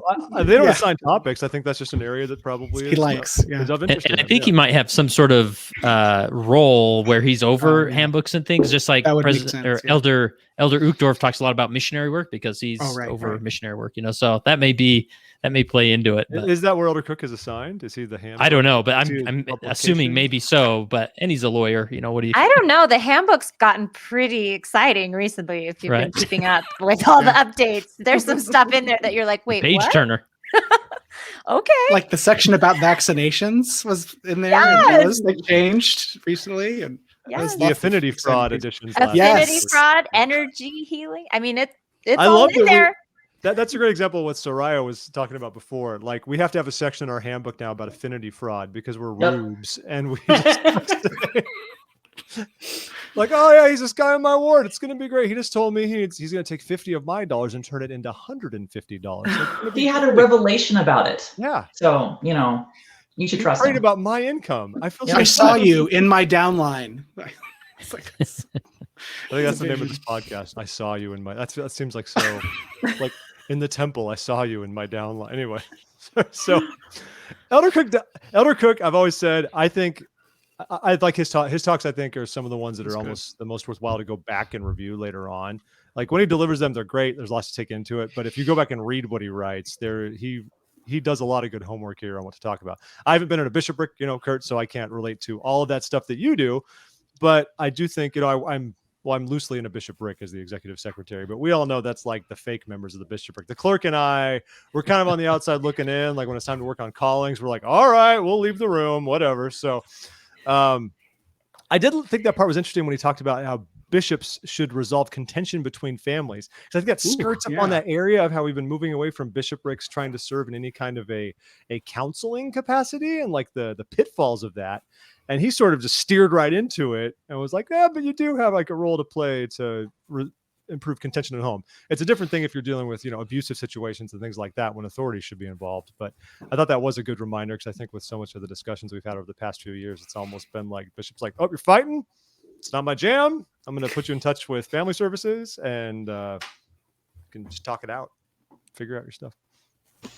Well, hopefully it was like a call to action for like everyone else on the ward council or everyone else, the rest of us, right? Like I hope was like the takeaway is like, hey, it's hard to be the bishop. Really got to focus on the youth. It means everybody else, but like it's like you kind of said it, which is a good point that it's like kind of giving a bishop permission to delegate, but hopefully it's also making it so they don't have to, right? Because everybody else is like, got it. I need to step up and like even as you say, take on more counseling responsibilities or things like that if you're in an appropriate position. So I thought that was important.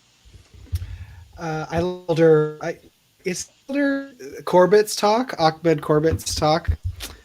He talked about just hard things can be expected of us, but we can, be brave and continue to face life forward. I like this talk not only because it was a good talk, but also I worked with him at his bio talked about how he was the general counsel at a PR agency. I worked at that PR agency with him in New York. So I was hired and then he joined the firm like maybe a year after I did. So I worked with him for about 2 years before I left that. And he was just the nicest guy then. So when I saw his face pop up at the conference, I was like, I know him. That's so crazy. So he works for the church, but also he's in the young men's general presidency. So he's not a general authority, I guess. He's just a general officer of the church. And that's something worth noting. General officers can still have day jobs, at least I guess on the male side, because the Relief Society general president is a general officer, but I am assuming she is doing full time. I'm assuming she doesn't do anything. Nothing, taking care of kids or family. Come on, Jared. S. Gifford Nielsen is like, did you all know I played football? Did you know I played football? Because I want to tell you about the times I played football. Here's a picture of me playing football. He was good, but when he got up there, because Brother Corbett was just like very measured and had a great stuff, and Nielsen gets up there, I'm like, this guy's done the fireside circuit, like it. He's just like, all right, I'm going to own the podium now. Well, and he's a professional newscaster, right? Yeah. So he sort of is trained with that teleprompter, right? Yeah, it was fine. I mean, if we're all okay with President Uchtdorf, or always using aviation analogies, I suppose we can let the football player talk about that time he was like in the But Elder Uchtdorf's not allowed to do that anymore because they did a focus study on it, and they said people in other countries didn't understand his analogies, which is why he doesn't talk about flying anymore. Sariah Wilson, tell us more about this. What is this? Yeah. Really? What? We didn't hear about this. Your mom told you this. No, she worked at the church offices for a while. So but they do. She's still going to be working there after this podcast is published. She's retired. She's retired, so she's okay. But I do. Yeah, she told me that story that they focus group their talks, and that they found with Uchtdorf that his flying analogies were not relatable to the average person in Africa or in Latin America or whatever. They weren't landing. They weren't landing. Yeah. So that's improv right there, Hailey. But that's why you see in his talks anymore. Does he talk about it anymore? Does he talk about planes? Does he talk about flying? That's why. And so it's not just him. They do it to all of them. They're all I thought, look at the hand gestures they make. Look at how they talk. Like, this is all professional. They're not just getting up there and winging it. They have people who are telling them how to talk and what to say and how to inflection to use. And, that is happening. Can you imagine President Oaks being approached with a focus group report? I think he would just yell at everybody. Get out of here. Like, I'm writing a talk here. You stand over there and wait till I'm done. Yeah. So I will give you... Go ahead. What would it take to have any of this data copied and shared? Let me see if I can find something. I'll go looking for website, it. Wrong website. Yeah. You want me to go to Mormon Leaks? No, I'm going to beat them to this for Kurt. Come on.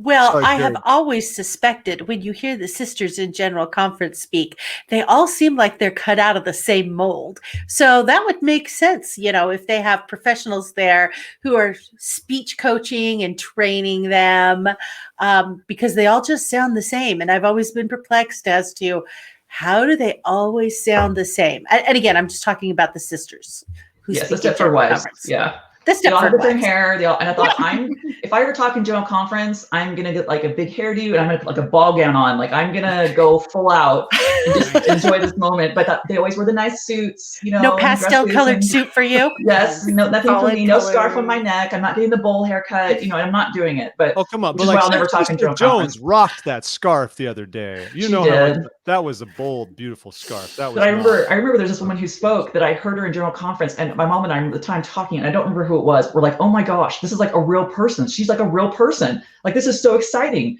And then the next conference, she had the haircut, she had the suit on, she sounded like the rest of them, and I'm like, I think that was probably Sister Marriott because It might she have been, started yeah. out very real and then Yeah. she molded quickly. yeah. So Sister Abuerto is not like that. I feel I like thought that when I super watched her, real, I thought and she I feel wasn't like like she's that. just down to earth, dressed like Yep. love it, love that. Yep. Relatable. Yeah. Maybe the Yeah. form. Maybe it's just So is it a Utah thing really? Like, do the non-American ones come in and can mix it up a little bit better? Yeah. I don't know.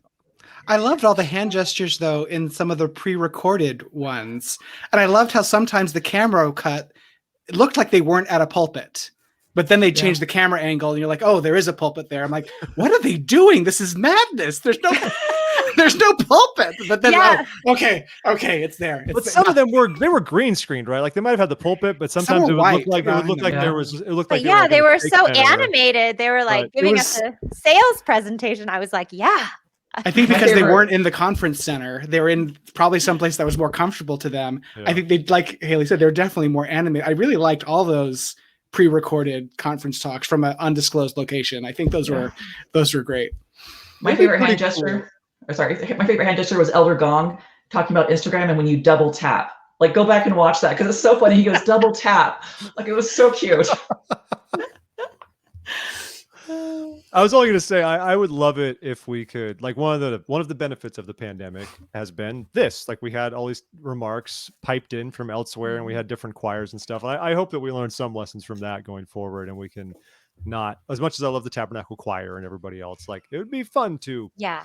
mix it up a little bit. Yeah, but you don't have anyone in the Tabernacle Choir sitting there like playing with their face and like not singing. That's what we want to see. That's what we're here for. We want to see us in the choir.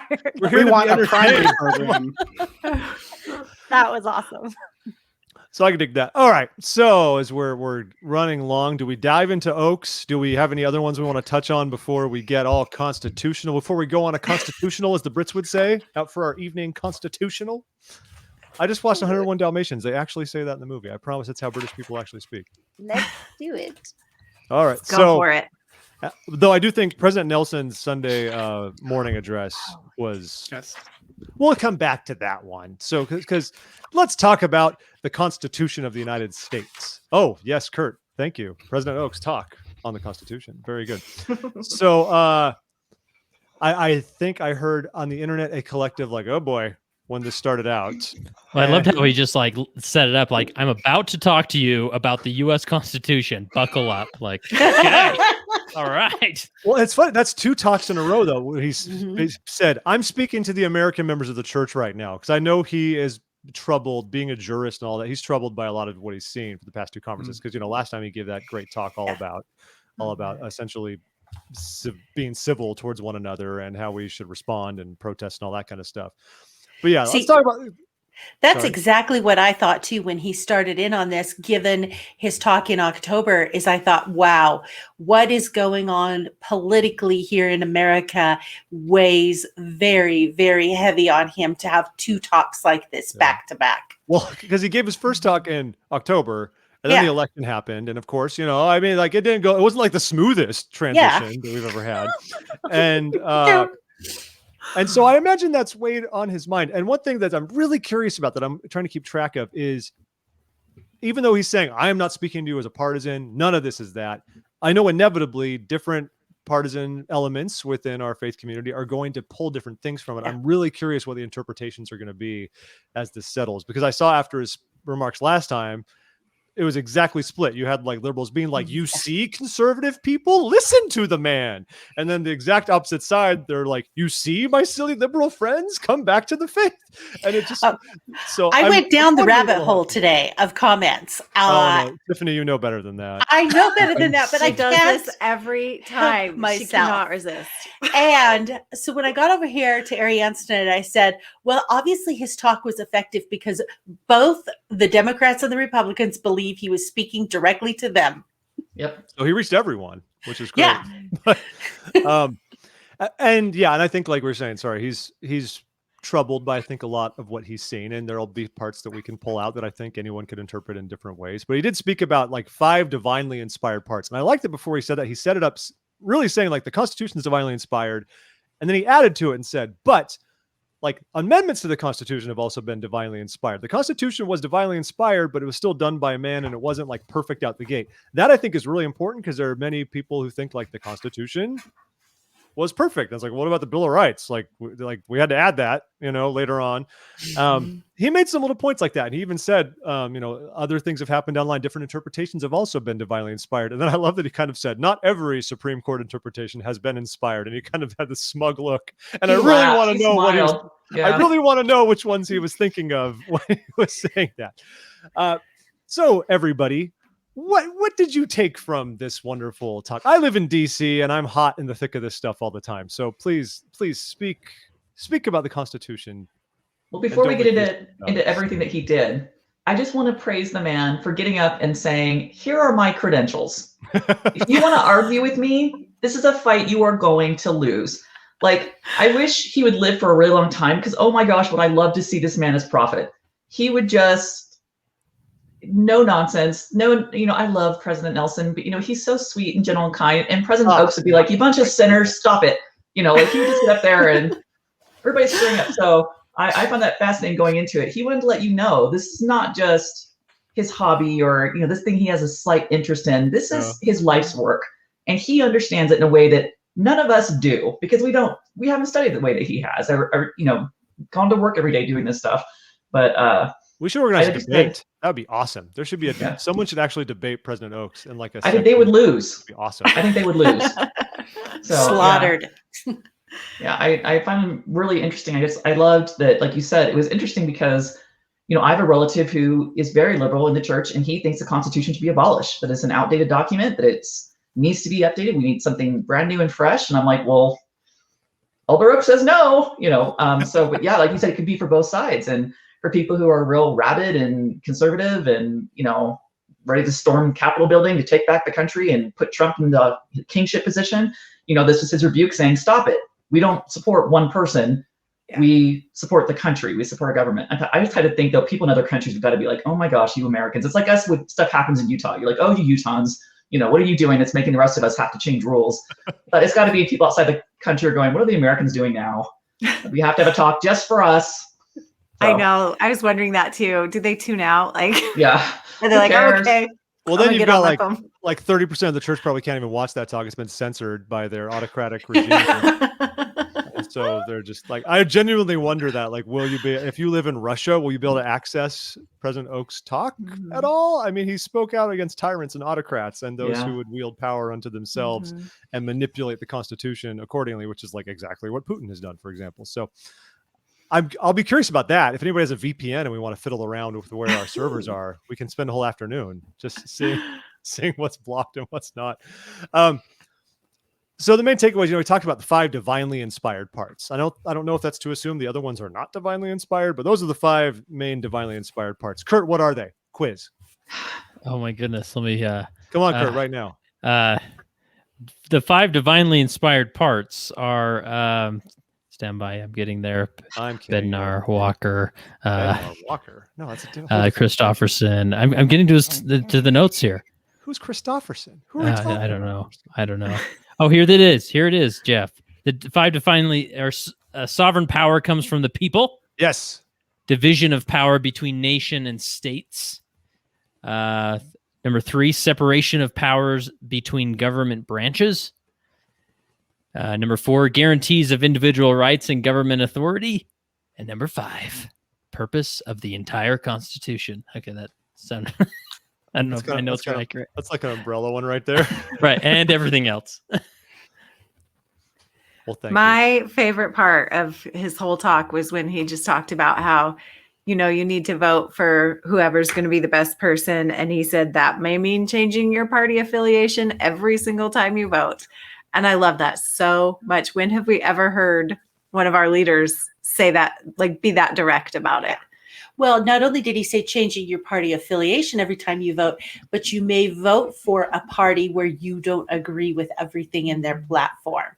Because sometimes it seems like, well, if I don't agree with everything, that I can't vote for that person, even though that person may be the better choice. Mm-hmm. Well, I also went down a little bit of a rabbit hole with some comments on this talk, and I was amazed it related to Elder Anderson's talk about how there are so many, one issue voters, and that issue is abortion. And so I can never vote for anyone who supports abortion because, and they gave their reasons. And I'm like, well, and again, we can discuss that. There's so many issues, there's so many other things, but I think it's hard because it's such a polarizing issue. And I think Elder Oaks tried to say it's not polarizing. It's the Constitution. Like, this is our country. I also like how at the beginning he attempted to make it a global talk by saying, well, there are other countries that are inspired. Their documents were inspired by ours. And really, the U.S. Constitution is a heritage of the entire church because it allowed the gospel to come forth. So that was his attempt at the beginning, which is true. Like, we would not have the church because we were in the car. We had stepped away, and so we have satellite radio. So we were listening to conference while we were going to where we were going. And my younger kids were like, "Is this conference still? Are you listening to one of your podcasts?" When did this become a BYU forum? What is this? They were so confused. They're like, "Why are we talking about the Constitution in general conference?" Well, I admit we missed the setup because we turned off the TV and got in the car and then got in maybe 5 minutes later. I'm like, I don't know. We'll figure it out. Let's just.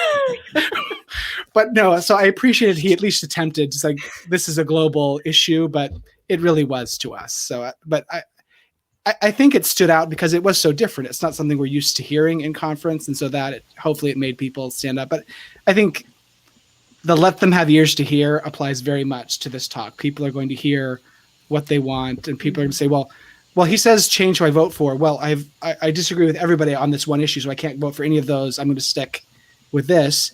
And I think he's trying to say that point misses the point, which I appreciate. Well, that's true. Go ahead. Go ahead, Dustin. I was just going to say it's true that, American politics does affect much of the world, right? And if nothing else, I had the thought that I'm sure a lot of global membership of the church kind of needed to hear that the crazy things that everyone in the world is aware of that have been happening in the U.S. are not okay, right? Like, that it's very clearly kind of said by a church leader that, like, this isn't okay. We're not okay with this. We're not aligned with this, right? Like, I think that a lot of global members of the church at a minimum probably needed that kind of message, or hopefully took that kind of message away. But on the flip side, I was also like, he did try to be like, even though it's like President Oaks and he's like stern, there were a couple of points about being positive. Like, he did say something about like, hey, we should be positive about the nation's future. We should trust the Lord. And he even had a couple of points that were kind of action oriented around like, hey, you need to pray for your leaders. Like, you need to be engaged. You need to pray and ask the Lord how you should be engaged, and like making it like very clear that we have a duty as members of the church, like reminding us, it's been said before, but in an effective way, as he often does, saying like, hey, you have a civic duty here. And like, one of the ways that you need to exercise it is pray for your leaders, like pray to figure out how you can be better engaged, like take this to the Lord, because it's a big deal. And it's not something that you can just like consider just a secular thing. So I thought that was kind of an important piece that maybe didn't stick out as much given some of the other big stuff he was saying. It kind of reminded me of how we always say, well, the gospel of Christ is perfect, but not necessarily all the people that, are in the church, and they are, fallible and make mistakes. It kind of felt like he was saying, look, the Constitution is inspired and it's an inspired document, but that doesn't mean that everyone in politics or everyone that is representing us is anointed by God or is making the best decisions. But we have this inspired document to be like a good foundation for us to study and refer back to. Yeah. And one other thing I loved was that he also kind of came down on pushing politics from the pulpit, which I think we've Ooh. all Mm. seen in some capacity, I think, in our lives. And that was also really valuable because that made it actionable as like how we do this at the church level. Because it happens. I mean, especially in areas where if you're like a dominant socio religious group, whatever it might be, I'm not like pointing fingers, but obviously like if you're a denser population of Latter-day Saints in the Intermountain West, there's a strong likelihood that might be something that could happen to you at one point or another. And likewise, it could happen anywhere else. I'm sure you could be in I don't know, what's it like, Jared, up there in Boston? Do you have people raging liberals from the pulpit? Stuff like that. Yeah. I just think it's a great reminder. It frustrates me so much, no matter anyone's personal politics, when that sort of stuff seeps up to the pulpit level and we treat it like it's acceptable, because it's just like not why we come to church. That's not what it's there for. And I know there can be a fine line on moral issues that we need to speak out about, but I've been in meetings where it's been like, I don't think this is exactly what we should be talking about right now in sacrament meeting. And we've all observed it. I think I don't remember a time when there's been a really stern reminder to just like cut that out. Like just that there's no place for that, especially if you're in a leadership position, because you will alienate members of your ward. And I've been in that. Position one time when I was still single, where we had something very much along those lines happened, and you had a line of people who then went and lectured the bishop afterwards. Like all of his meetings for the next week were people just chewing him out because they were upset about some things. And that doesn't how do you build Zion if you're doing that, right? Like that doesn't help anything. So. Well, the other thing too that I wondered is, how we're going to obviously spend the next 6 months studying these talks in Priesthood and Relief Society is, and this goes back to what we talked about earlier, taking Elder Anderson's talk in conjunction with President Oakes's talk. If we are having a Priesthood and Relief Society discussion on Elder Anderson's talk, how easily could that divert off into a political discussion? Yeah. Which again, I mean, the church says, hey, we're going to take a stand on moral issues, which they do, and I'm glad they do. But again, that can easily devolve into, just like we talked about earlier, one issue, people who vote solely on one issue, or look at something and say, well, I could never vote for anybody who supports that. And so I think it'll be interesting to see in wards how that kind of plays out in the next 6 months, because I am guessing that both of these talks, just by virtue of how the nature of them and how much they stood out, will probably be on the agenda for Relief Society and priesthood discussion. I think we've gotten to the point in the church where discussion equals contention, and many people think it does. They think they're the same thing. Yeah. That if you disagree and you don't sign up to whatever the teacher, instructor, or whoever is saying, that if you present an opposing viewpoint, you're creating this. The spirit of contention is coming into the class. Like, no, you can present a discussion with contention, but you can also just have a discussion. So that's hopefully we can, and that talks to what we heard in General Conference about civility last time, and what we've heard more of that being kind and compassionate this time. So we just need to get back to a place where it's okay. We can disagree and we should disagree, but we can disagree in a good way, and it's not contentious.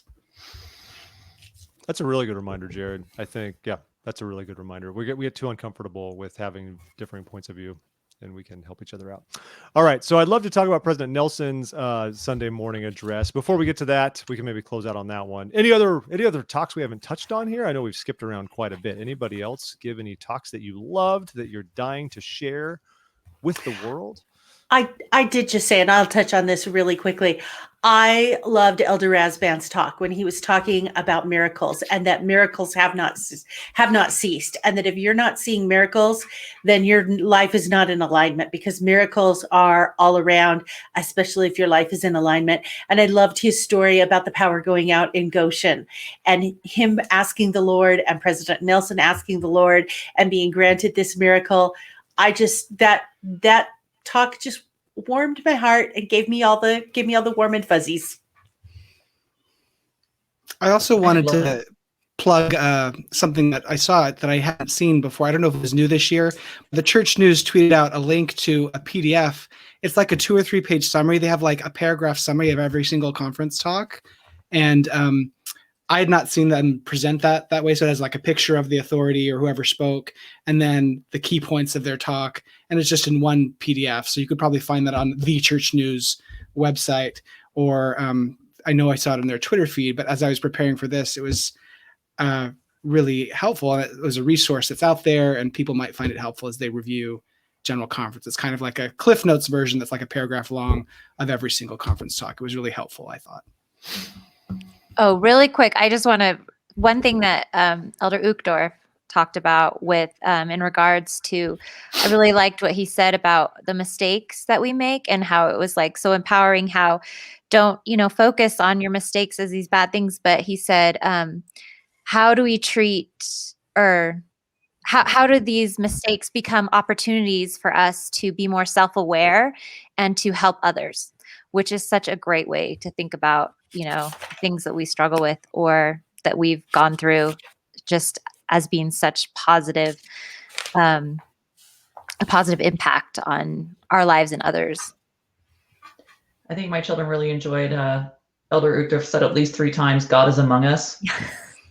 My kids really enjoyed that. The game. They're like, "That's so sus." Yeah. Yeah. It was. I don't think he even knew he did that, but yeah, they enjoyed it. Any others?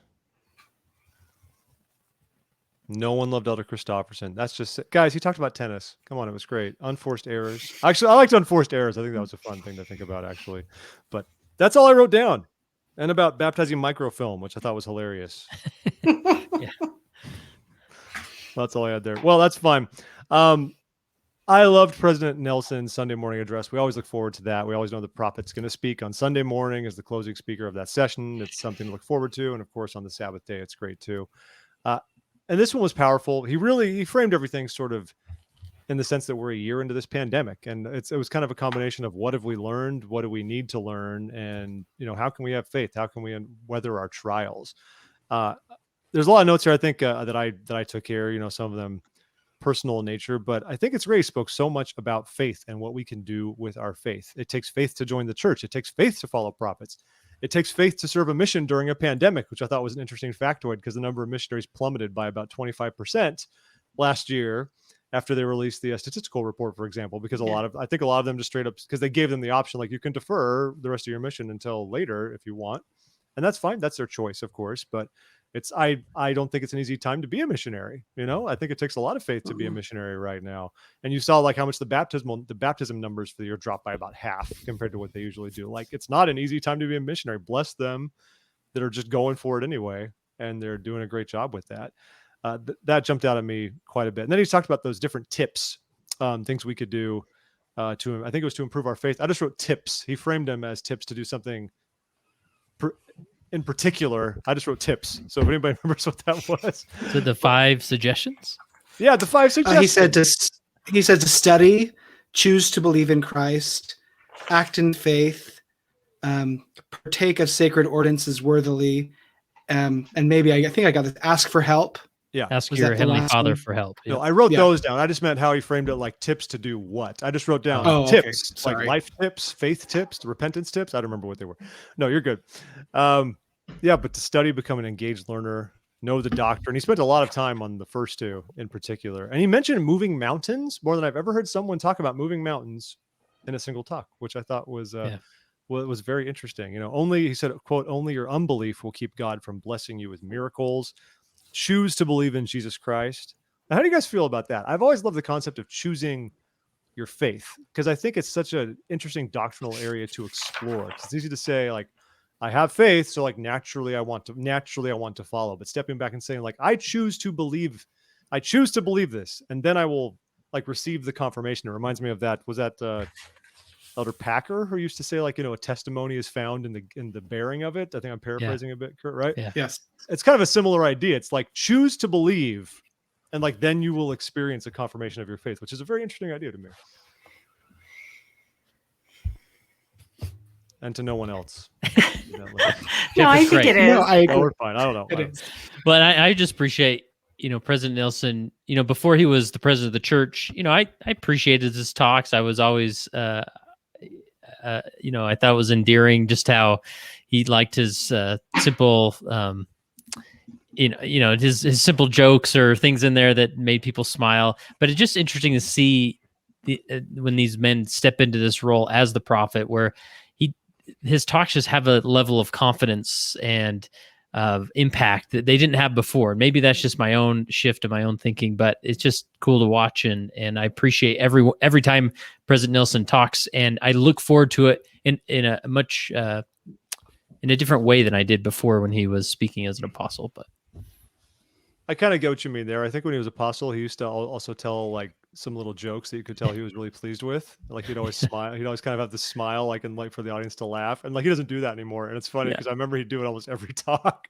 Like I always remember his "Ask the Missionaries" talk. You remember that one? Yeah, they can help you. They can help you. Ask Sometimes. the missionaries. Right now, they're not allowed to physically touch you, but they can help you. He had this phrase that really stuck out to me when talking about faith, where he said, envision, or I think he said, like, visualize what you would do if you had greater faith. Like, think about like what you would do or be if you had greater faith, and then just go do that. Anyway, I thought it was like, I'd never heard it put quite that way, and I found it like a compelling way to think about like, what does that mean in practice? Go ahead. I was gonna say, I really enjoyed. I have seen a surprising number of friends and things who have left the church, and they tell you the reason why. And it's things like, well, I found these things about Joseph Smith's history, or, and I felt like President Nelson directly addressed that. He said, the people who find a flaw in the fabric of a prophet's life, and they use that as a reason to leave. And he said, don't surround yourself with doubters, and that we need prophets instead of pundits and popular opinion. And that faith will enable us, the unlikely, to accomplish the impossible. I thought it was a great talk. And I just thought, like you said, in choosing faith and choosing to do this, that we don't even know what we're capable of. We don't even know what God's capable of, because we don't always let him work in our life the way that he wants to. Yeah, I appreciated. I was thinking of that same thing. So some of the comments that were critical of his talk I saw were, well, doubting is not a sin and things related to those things. But I'm like, it's like you have to seek for truth. And like at some point, though, we all know the church is, yes, there is truth in the church, but there is no box of golden plates that we can go see. At some point, it all comes down to faith. And so I appreciate how he said, where did it go? He said, everything good in life begins with faith. And he says, we do not have to have perfect faith to access perfect power. And I didn't respond to these comments, like, this is not going to be productive for anybody. So but it left me feeling sad that people are like, well, there, you can doubt and you can seek for truth. I'm like, well, yeah, but there's something that most of the church, it's not objective truth. We say, I know a lot in the church. We don't really know. I know President Hinckley many years ago talked about having a certitude that we can believe very strongly, but we don't know. And so I think his words were very comforting in that, like, we can have faith, we can increase our faith, and question to increase faith is not wrong, but we should be smart about how we question and seek for the faith that we want in our lives. Yeah. How refreshing would it be if we could do more culturally to get away from the whole, knowing versus believing thing? And just when you said that, Jared, it made me, recently we were called a new counselor in my bishopric a couple of weeks ago. And when he got up to, bear his testimony, do the usual things we do in those kinds of meetings, he spoke. He's like, there are things I know. He's like, and there's a lot of things I believe. And like, to me, that's enough. And he spent a long time talking about how there was all these parts of the gospel that he believes, and he was not saying no. And I love that he had the guts to do that, especially in a setting like that. Like, hi, I'm your new counselor in the bishopric. But to be really frank and human about that, because it's okay to believe, like you're saying, right? I think we focus so much on knowing that I think it can inevitably lead many people to be stressed out or feel less than, feel inadequate, in the eyes of the Lord, because we can't say that we absolutely know something. And it's okay to believe something, right? I mean, it's, like they said to the Savior, help thou my unbelief, not help thou my unknowledge. Help thou my unbelief, help me believe. I just think that's great. I love that you touched on that, Jared. I think it's an area I've thought about a lot over the past few years, and I wish we could just be a little more, just a bit braver, I guess, in our meetings, and just saying that it's okay to just believe and hope for things, and not have to say, I know, because people will judge us otherwise. Right. Yeah. And just, honor people where they're at in the process. And like, I'm in a mixed faith marriage, as it were, because my husband is no longer active. And so I definitely feel every day I wake up and I make the choice to believe in what I believe in. And I think it's very powerful to say you believe something versus knowing it, because I mean, not everyone has that gift of faith. It's taking a huge, leap. I guess that's why it's called the leap of faith, but Yeah. Well, and that it would be so easy if there were a box of golden plates, right? Then we could just be like, yeah, see, we know it's here. But the Lord will never do that to us. We will never be in a position where it's just complete fact until the end. And because there's so many blessings in having faith, and the Lord said you're more blessed if you believe without knowing, if you believed without any proof. I mean, I had a friend who was questioning and said, I've never heard the Lord speak to me. I've never heard a voice. Everybody talks about hearing these voices, and I've never heard that. And he talked to a member of the bishopric, and he said, have you heard it? And he goes, nope. I mean, this is a guy in his late 40s, and he goes, never heard it my whole life. I really hope it's all true. I believe it. I have faith. I'm here. He said, and I thought what a comfort it was to that person to have someone say to him, I am in your boat. I know exactly how you feel. And we're so caught up in having these experiences sometimes, like you said, that we forget that other people are not, that we're all in different boats, maybe the ocean, and different sizes, and different things are happening. And some people are in the middle of a storm, and some of us are in calm waters, but that we have to be respectful of where everybody's at. Yeah, absolutely. And I hope that I imagine what Jared was also kind of hinting at with the reaction to some of this talk, because I could easily see when there's lines that say, like, take your questions to the Lord, to other faithful sources, study with a desire to believe, rather than hoping you can find a flaw in the prophet's life or a discrepancy in the scriptures. Yeah. I know many people who have not been trying to study things because they're trying to tear down Joseph Smith. They have a genuine desire to believe, but they still can't get there. And they still have difficult experiences, and it still takes them away from the church. And I hope we'll be sensitive to that. I think it's very easy to read these remarks and see here we go again. They're just saying, like, you didn't believe enough, right?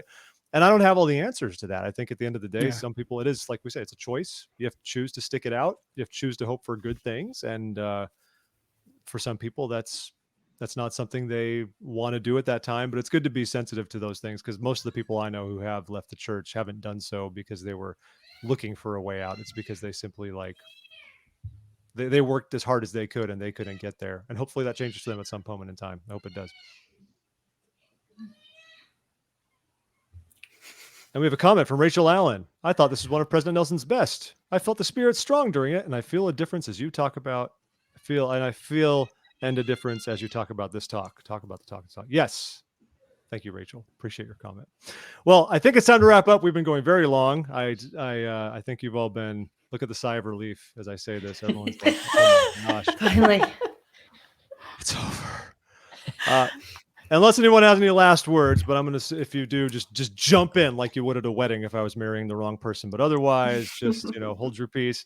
But this has been a great discussion. I've really enjoyed it quite a bit. We hope, of course, if you haven't subscribed to the show, you'll please do so wherever you get podcasts, whether it's iTunes, Google Podcasts, Spotify, Stitcher, what have you. It's everywhere. You can find This Week in Mormons in all the land.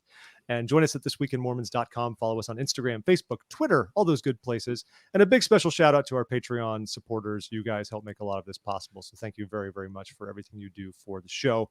And we hope some of you will consider joining part of that fun family. So I'd love to thank the panel here. I'm just going to list off your names. Kurt Francom, Hailey Smith, Sariah Wilson, TWiM Sisters. You do have names, Tiffany and Arianne. Dustin, Jared Jones. Hey, thank you all, you guys, so much. It's wonderful of you to spend time with us and offer your insights. I think they are invaluable. I admire all of you. I learn a lot from all of you. So thank you very much. Thanks, You're Geoff. welcome, Geoff. It was Yeah, great. that's right. Say Thanks. my name. All right. So all right. So everybody, until we meet again, we hope you have a great week. We'll be back next week with more news, lots to digest still. Until then, be well, be holy, and be happy. Kurt, take us out.